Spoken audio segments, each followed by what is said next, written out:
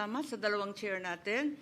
At maliwanagan lang sana ang minorya.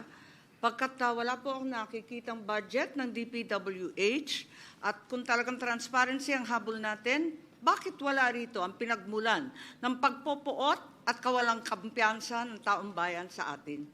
Dapat mag-umpisa ang usapin dito sa Public Works. Pero wala sa anumang papel, sa 9-page summary o dito man sa binigay sa atin kahapon lamang na reconciliation of disagreeing provisions. Bakit po walang budget yung DPWH? Ang schedule po ng DPWH ay bukas po.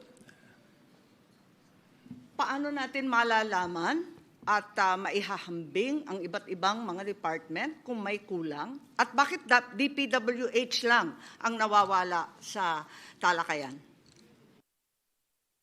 Actually, may mga ibang mga items po ho na bukas po itatalakay katulad po ng mga special purpose funds, unprogrammed appropriations. So tomorrow po ay Yung po nandito. Tomorrow po ang tomorrow ho yung pag-uusapan. Pero narito na. Andito naman yung unprogrammed at hinanap ko talaga. Arito naman yung unprogrammed. Dito sa page 31 ng page 32 na kumpleto.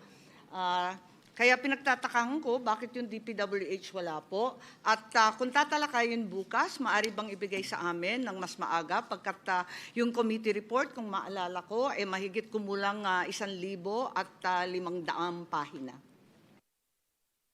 Noted po.